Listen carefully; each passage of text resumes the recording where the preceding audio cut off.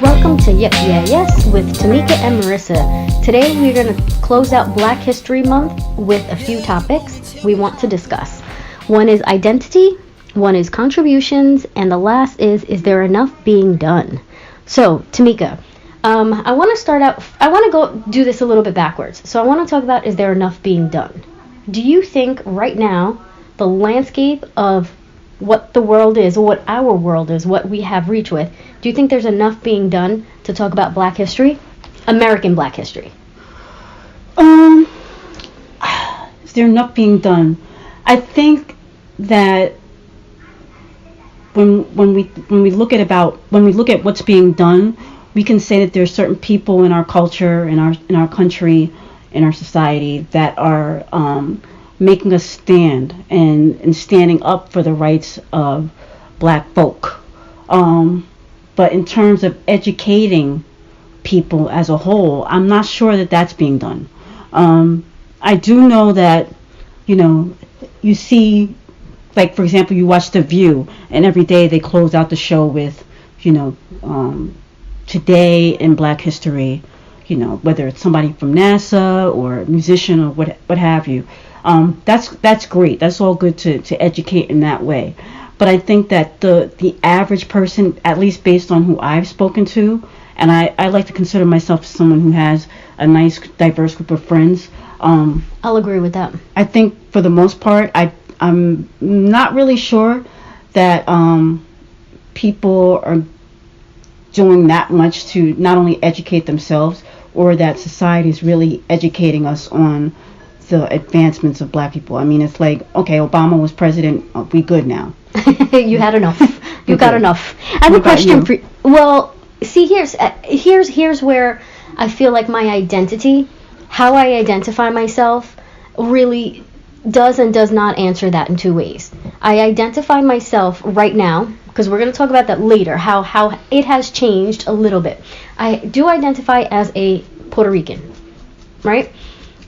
So I do want more contributions, but it's not September, so I ain't going to talk about that. But as far as like... but what does that have to do with... What does September have to do with anything? It's Hispanic History Month. Oh, okay, my bad. So yeah, we get that out in September. Can we focus on us? I am. On Black folk, please? Excuse me, I am focusing. Trying to take stuff away from us. Or, you only got 28 days, damn. Shut up. But see, that's what I'm talking about. So here's the thing, though. So I want to play devil's advocate with your answer, and I want to put my answer in how I'm talking to you. So, should we in schools educate just on American history, or should we make a point to discuss females, Blacks, Hispanics, all sorts of minorities? I think that it's important to focus on all sorts of minorities. Blacks, females, Asians, Puerto Ricans in September, Native Americans, everyone should be a focus, because at the end of the day, everyone's American history. And until we get to a point in our world where it's the norm, and it's not like we're making a concerted effort to talk about people that are non-white, right? Then it's important that we focus on that. And so a month like Black History Month, I think, is essential. It's important for us to continue to talk about the contributions of Black people, not just MLK and Rosa Parks. It's beyond that. Stoplights, right? Yeah, stoplights. It's way beyond that. Who's the guy who... Even today, people are making contributions to this country. And so I think it's important that we continue to focus on that in the school system. I mean, I don't have any children, but what's it like with your kids when, this Black History Month? I remember I asked one of them, what they learned about Black history, and they're young, so it's like they have no idea really. Well, the capacity of what you can teach first and kindergartners is a little bit, handcuffed. But they do learn about Martin Luther King, and they do learn about that. But this is what's so crazy, because I mentioned to you how my one of my kids, we were talking about segregation in schools, right? And because there was a commercial in between one of her shows, and it was during Black History, and she didn't understand the commercial, not because she couldn't understand what the subject was. The idea that there was segregation was just never she just couldn't, she didn't understand. It came to the point where it was like, well, what do you mean? What do you mean? She's like, black people went to one school and white people went to another school? Yeah. Okay, why? Because whatever. But why? But why? But why? It was one of those things that I really had to give her some harsh language so she can actually understand what that meant. And for her to have, so the school that they go to, I'm so lucky, it's extremely diverse. It is extremely, extremely diverse. And what's so lucky about that is that she has had the exposure to so many different cultures that she just can't imagine that sort of world and that sort of lifetime. And when she says the olden days, you know, this is a 7-year-old that you know, the olden days are the 80s, but whatever. But in her mind, it's like the 1800s, where a horse-drawn buggy and all this stuff, no electricity and no phones. They just can't fathom that, and it's really hard for them to understand, which is, I'm thankful, because clearly I'm doing a good job that they can't see that. They don't understand that concept. They don't understand how that could happen. And that was one of the questions. How did people let that happen? How did we get there? So there's my point when it comes to kids. But I'm very lucky. Their school is diverse. I have diverse people around me. You make an incredible job. You have such a diverse group of friends that you have. I feel like you're like the United Nations, where you have like a representation of everybody at your grasps. I think because I don't even know if I make a concerted effort, be like, oh, wait, there goes a white person. Yeah, they're my friend. Oh, there goes a black. Yeah, that's my. There goes that Puerto Rican. Yeah, that's my friend right there. What's the thing that when with the oh my god, the what am I trying to say? It's not like you have EEOC and you know what I'm trying to say? No. You don't have like a roster of profiles that you have to fill for friends, but it just happens to be that you have a diverse group of friends. You know what song just came to my head, because it kind of reminds me of who I am. Okay. Tell me this ain't true. Mm-hmm. Ice Cream, Wu-Tang Clan. You know, even though they're talking about the type of girls that they're trying to check for, like that whole diversity, the butter pecan Rican and French vanilla, like all that. That's my group of friends. I think I'm gonna have to call you Baskin Robbins. See, I'll go with that. 31 flavors, that's me, baby. What? Anyway, let's get back to what. What's your contribution? What do you feel like your contribution is to Black history?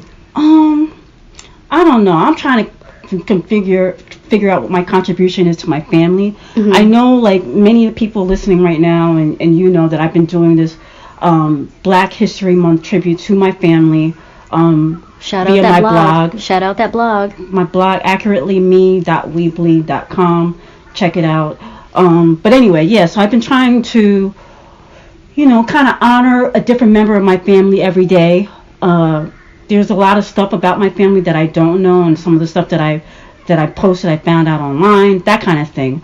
And so, as it pertains to my own personal contribution, I'm not sure that I really have contributed anything historically. I hope that when it comes to contributing to my family, that they consider me as somebody valuable, somebody funny, joke with, laugh with, someone they love, and that kind of thing. Right. Same thing with my friends. But in terms of I'm not inventing a light post. I'm not doing anything extraordinary. But I hope one day. I think your contribution. I think that you're also the type of person, you don't see what you do unless somebody points it out to you. I think who isn't like that? A lot of people. Right. Oh my God, I be feeling myself all the time. But I think your contribution, especially like my kids are, I don't know, however I don't want to give them an identity. That's something I feel like they need to figure out on their own.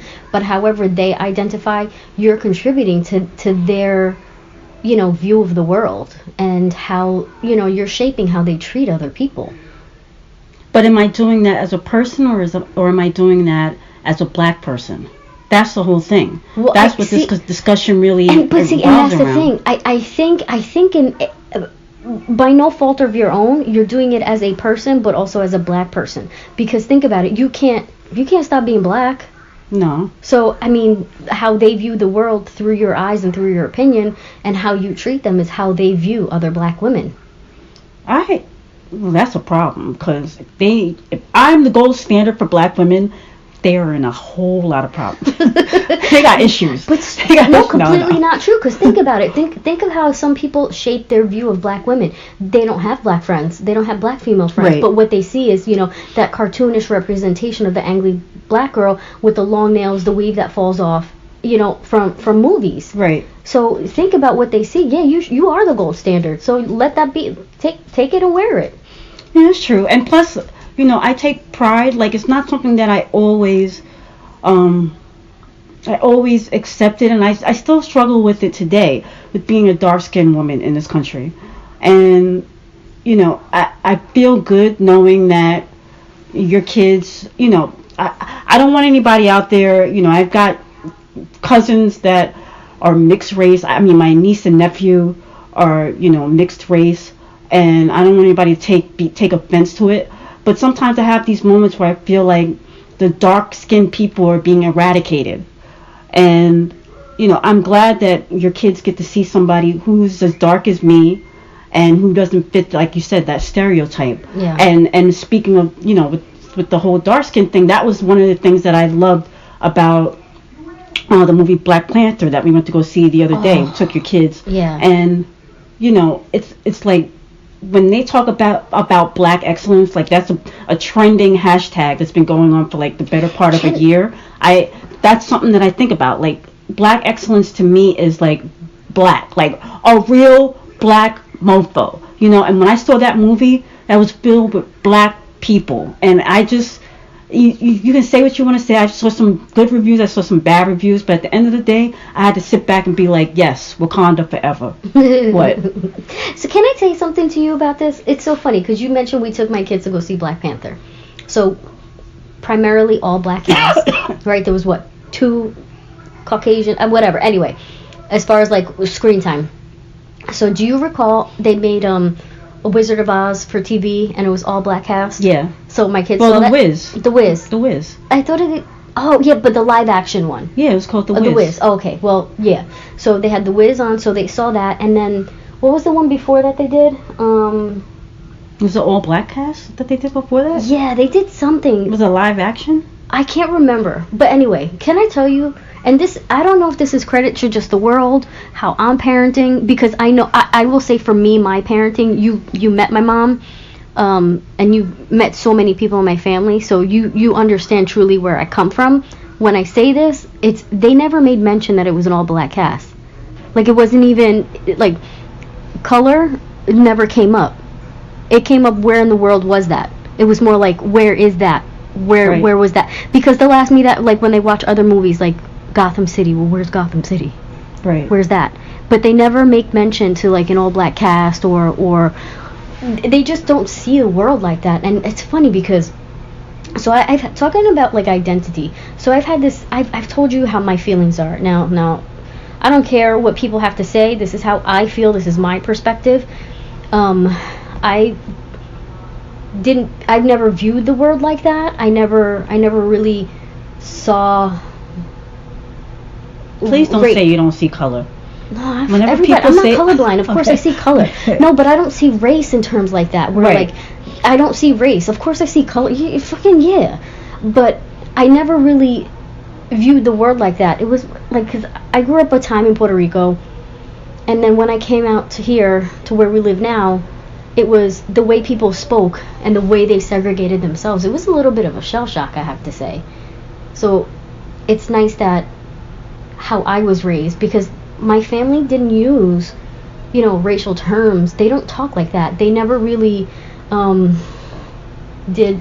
I'm to stop you. Most of your family, there are certain members whose names we will not mention. Oh yeah. But one of them people gave me a certain book. I'm not even gonna mention, because that person will know exactly who he or she is. And to me, when I got that book, I was like, really? Oh, really? What made you? But anyway. Okay. So we all have members of our family who for whatever reason, do see Hilarious. race Yeah, and do yeah, focus yeah, on yeah. race.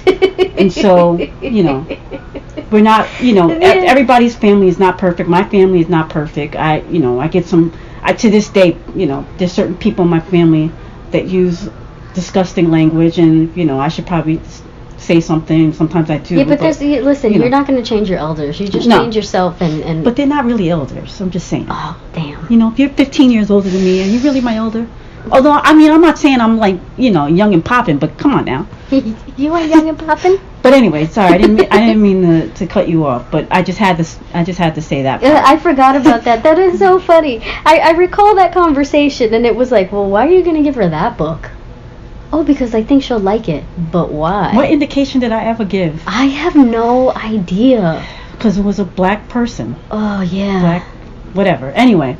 So, wait, I want to bring up... oh, my God. I know we didn't talk about this, and we haven't spoken about this in ages, because it's just a person that I just never really want to give, like...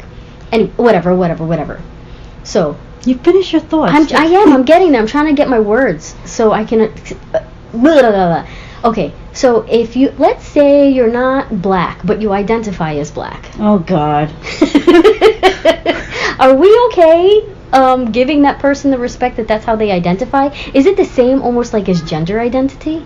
Oh, we talking about Rachel Dolezal? Yes, I didn't want to say her name. I didn't want to say her name. I'm on the fence with this one because I don't, like, I can't, I didn't know we was going here. I can't even. It's hard to speak on. I'm gonna give you why this train of thought happened. So I took a DNA test. Okay. Right, and I was like, "Girl, wait till I get this back. All's gonna be the island of Puerto Rico, and that is it."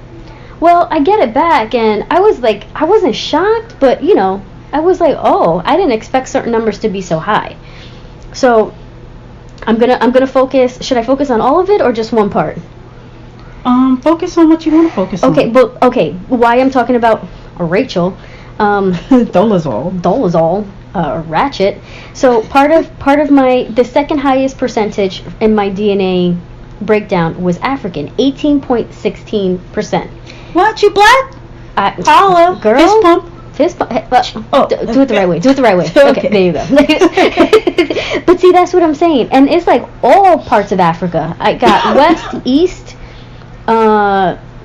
East Central, North, and South Central, like everywhere. I am from all of it. Why did that shock you, but not shock you? I mean, when you think of Puerto Rico, the islands, that's where people come from.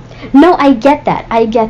But in my mind, it's like I didn't see, like, the identity that I grew up with was American, and I gotta tell you, I did not know. Although I just thought everybody ate rice and beans and everybody's grandma spoke Spanish. I just didn't see past that. And then I was like, oh, wait, where are you from? You speak another, you don't eat rice? So I know I'm ignorant. So I finally learned that. So it's like, then I identified as Puerto Rican. Lived in Puerto Rico for a while, grew up there, and truly felt at home. But then come back to the States, the continental United States. And then I'm like, sometimes I feel like I don't know where I identify. Because I've said this to you before. Hispanic people, sometimes they have like that color gradation where it's like, well, you're not dark enough so you could pass and you'll always get a pass. And then black people are like, well, you're not dark enough so you can't be over here because you could pass. And then white people are like, well, you kind of pass. And then I'm like, no, I'm Puerto Rican. Oh, I never knew that. I would never recognize that. Why? Because I don't have big hoop earrings, a bad attitude. Dark lipstick. Big red lipstick and hoops, whatever. So my identity, how I view myself, it hasn't changed, but it's one of those, like, you kind of want to feel like you fit somewhere, but then you see this, and it's like 18.16% all over Africa, and you almost feel like that sort of makes sense, but now, do I have the right to identify as an African American? Am I a black girl now? No. No, you ain't black. So I know it's Black History Month, and we're sitting here talking about. But it's identity. but if she identifies as a homegirl, identifies as a black girl. I don't care about Rachel Dolezal. I just can't. Okay. Let's talk about. She's the actress Zoe Saldana. She's Dominican and Puerto Rican. with dark skin. She identifies as Latino, Hispanic, but she also identifies as black. Why is it okay for her to identify as black and not me? Is it her skin tone? Well, has she always identified that way, or did she do a DNA test and all of a sudden she's like, I'm quarter black? No, I believe she's always identified as a black Hispanic. And you haven't, so you can't all of a sudden do a DNA test and be like, I'm claiming my time. You can't do that, okay? Like, you can't just wake up one day and just be like, okay, now I understand who I am. I am going to go out into the world. I'm 18% black. But what if there's somebody out there that actually does this DNA test and feels like, yo, I really feel black? Well, they can do them, but that doesn't mean they're going to be met with the, with the acceptance that you're black. Okay, so then, okay.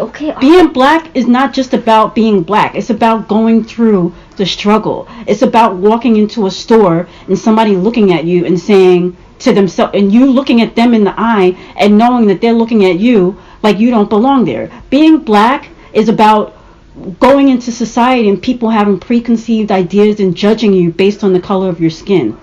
That's what being black is. But I had that. You telling me you go into... No, I'm not saying that exact, but I've been judged by the color of my skin. Because think about it. How many times, which is not a compliment to me, and this is no put down to any other ethnicity or race. When somebody's like, oh, I thought you were from this part. And you and I have traveled to Europe where the people are like, no, you're from here. I'm like, I am definitely not from Greece. I'm not from here. I'm not from here. I'm not from Italy. I'm not nowhere near here. I am from a small island in Puerto Rico. I'm from the Bronx. Like, I just don't, that is not my identity. Okay. But you saying it's about dealing with the struggle. But I'm not saying what being Puerto Rican is like. I'm not saying what being Italian is like. I'm saying what it's like to be black. And when somebody like Rachel Dolezal, I can't believe this chick is getting all this shine. I love the way, I know, that's what I was just about to say. I love even the way you say her name. But go ahead and do you. You want to be part of NAACP, more power to the people. But what I'm saying is that when whatever race you are, you can be. I don't even want to start making preconceived opinions and ideas and stereotypes about every race. I can only speak on the black race. I can only speak on my experience. Right. And I know, like, we all, every culture, every race, every gender, woman, man, whatever the case may be. There's only two genders, man and woman. So. Oh well. That's a subject for a different show. Yeah. But I think everybody has their own, how they're perceived in society. But right now we're talking about black people, black folks in America. All I'm saying is that, you being black is more than just the color of one's skin. Right. It's everything that's attached to that. It's the history of that. And so even when I made the mention about dark skin, light skin, that's part of the black experience that a lot of people don't understand. They don't relate to. They see somebody. I've had conversations with you, and you tell me that one of your relatives, they were dark, and then I see them like, that ain't dark. Like, okay. A little color looking like you got a suntan is not dark. Okay? Just because you in DR for a week. Right. Yeah. It's like, it's just not, so there's a lot of stuff attached to being in the black race, being in the black culture, and, this discussion is very, very, it's not that it's difficult or, hard or anything like that, but it's one that's like never ending. There's so many layers to it can't really. But see, and this is where I think that we need to be comfortable with each other, because here, not you and me, obviously I'm comfortable with you, but here's the thing though. I think we need to look at other people and have a respectful conversation, because I think the more you know someone's story, the less you dislike them. So definitely. If you just take a moment to sit down and ask your black friends, your Native American friends, your Hispanic friends, your Anglo-Saxon friends, and really talk to them about identity and race and culture, I think the conversations that other people are not having would push us so much further. And it goes two ways. I just thought about something that happened to me a few years ago, And when I say it goes both ways, it's about being receptive to the question, being receptive to, the conversation. Right. Because I remember I told you this once before. It was a coworker of mine who I was co-traveling with her when I was in the god-awful dental business. Oh. And she went to go touch my hair. She went to go touch my hair. I remember that day. And I pulled back. I what do you say, regress? Whatever you recoiled. Recoiled. Yes, you recoiled. I recoiled. And she's like, what? I was like, don't you ever touch a black girl's hair. And she looked at me like I was crazy. Well, and I said, you just don't. She's like, I don't understand. I was like, ask any black person, any black female, and they will tell you, do not touch their hair. But what's crazy is that I remember having this conversation with her, who you were talking to, right. and she's like, I'm gonna call my friend. I said, oh, who, such and such, because that's the only other black person you know. And she smirked and smiled and put her phone down. And it's like, clearly you don't have diversity in your life. But I think the thing with her is that she felt way too comfortable instead of that's where it comes to respect as well. Obviously you have to be respectful of other people. You ain't just gonna put your hands on nobody. First of all, people are dying of the flu, so watch yourself. And I don't have the flu, I'm just coughing a lot. I know I said it last week, but she'll be coughing for a few more weeks. Yeah, just but the thing is, she went to touch her hair because she thought that all of a sudden she's comfortable with you. Like, first of all, get your fucking grubby hands off of somebody. Like, you don't need to be touching nobody.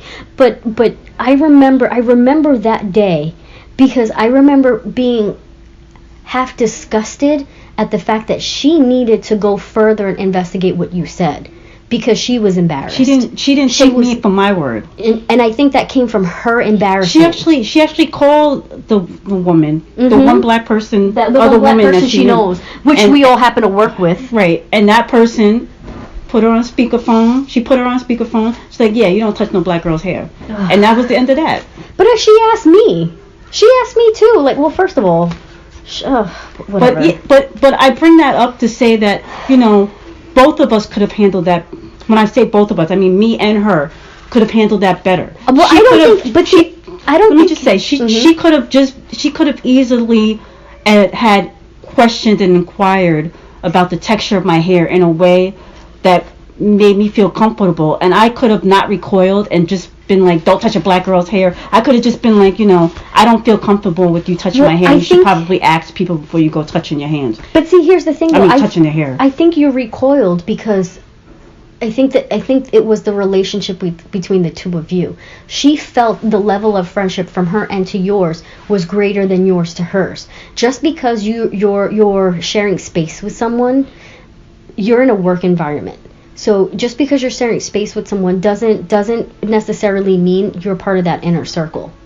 So, right. And I have to tell you, like, I got some beautiful ass teeth. So you just gonna come out and touch my teeth?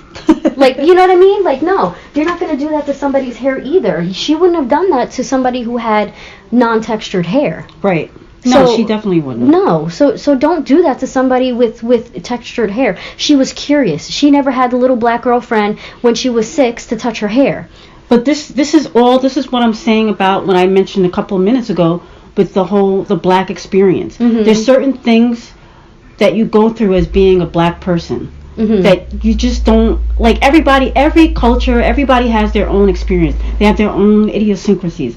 But for the purposes of this show, right. I just have to say, like, that is one of the examples that I'm talking about. Is like the things that black people go through. Right. You may not have. Maybe you're a black woman out there listening right now. You didn't go through that.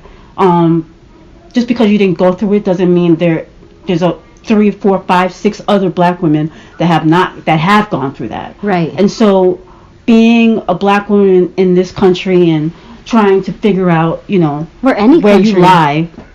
Well, yeah. Well, think about it, because you and I, like I've mentioned before, you and I have been to a few countries, and I recall the moment that we were in this country, and don't say it until I finish my sentence, because I know you're going to know exactly what I know already. I'm not even going to. Mm-hmm. So I recall the moment that you're like, everyone's staring at me, and then all of a sudden someone says, what did I ask you? Because why is everybody looking at me? And I asked you to ask someone that was sitting next to us. Because it was a Spanish-speaking country. Right, because... Even though it wasn't, And they were literally, like, sitting there, move their chair to stare at you. And it was, oh, we don't have women that look like you here. You're beautiful.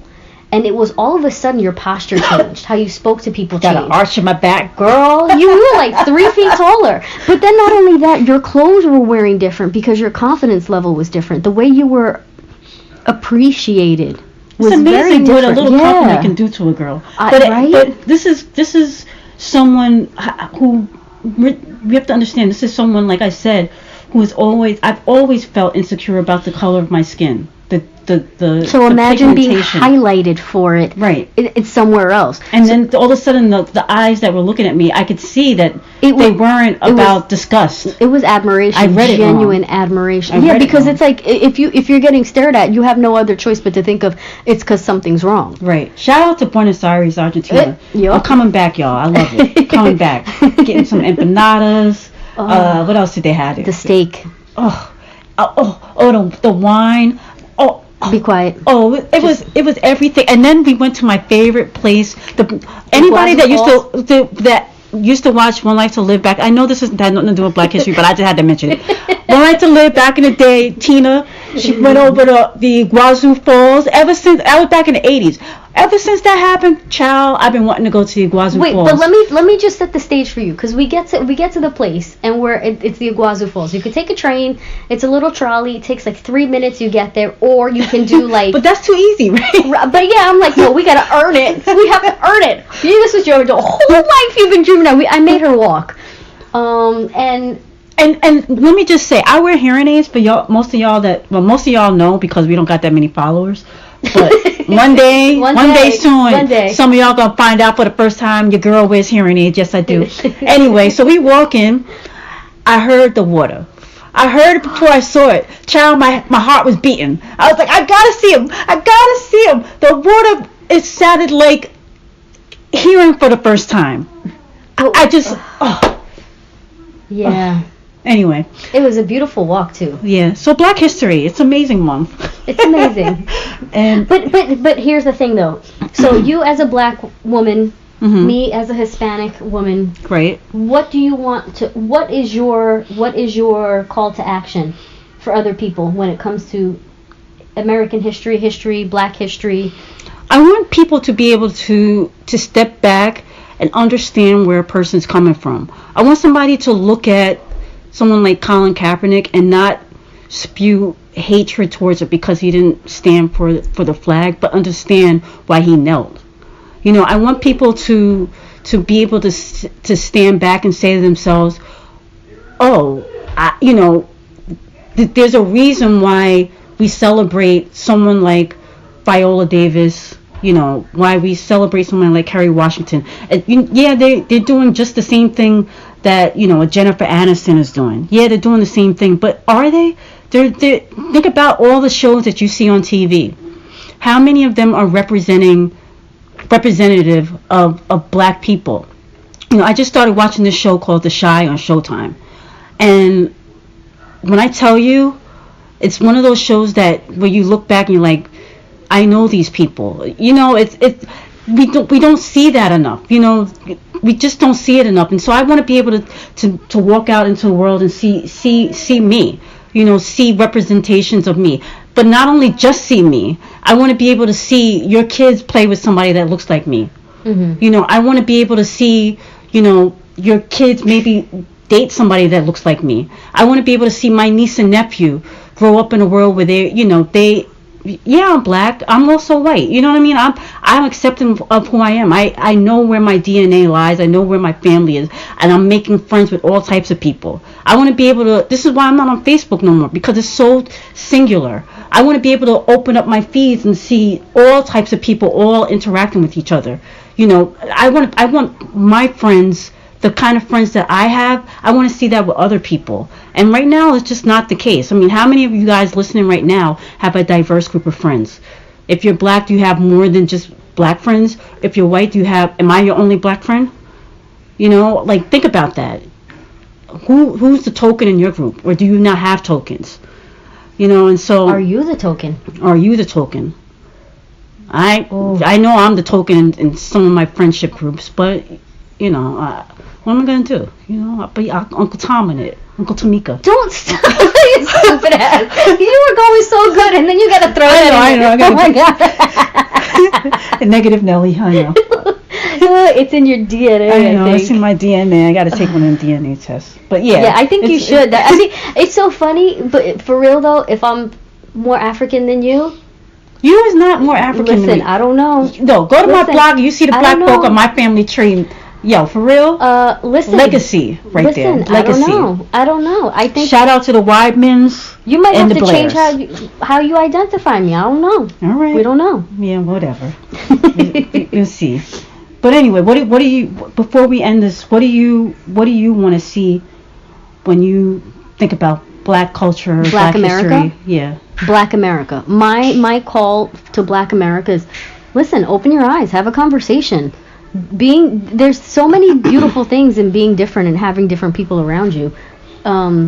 Culture is amazing. Respect not only your own, but respect for other people's culture. Just have conversations. It's simple. Be open and be diverse. And it's listen. I'm not telling you to get in your car and just stand in the middle of someplace and be like, hey, you're black, you won't be my friend. I'm not saying that. No. But you know what? Try new things. You know, it's hard to make friends as an adult, but I have to tell you that it's been really easy to have conversations with different types of people just by the sheer openness and the welcomeness of my attitude. So, you know, but I'm also like this happy little leprechaun. So, you know, it's hard to be mad at somebody when they're all like, first of all, the size of a leprechaun, and they're smiling at you, and everything is so amazing and so awesome. But yeah, just be open, and you know what else I will say, because I find like-minded people like to stay with like-minded people, and I'm okay with that. But being with like-minded people just because they look like you, that's where I'm like, you know, I want a little bit more out of society, and I want a little bit more. Look, I'm trying to hang out with broke people. I'm trying to hang out with rich people. But you know, I'd rather hang out with rich people because they got dinner. You know, I'm trying to hang out with white people, black people, Puerto Rican people, all sorts of people. Check out Ice Cream by Wu-Tang, and you feel me. Oh, right. Anyway. Let me think. This is what I want out of life. This is what I want. I want everybody to have a conversation with somebody else. Be open, be respectful, and find out something else about a different culture. But I want to say thank you so much for spending time with us. Definitely subscribe, definitely share, and I'm going to holler at you next week. We will.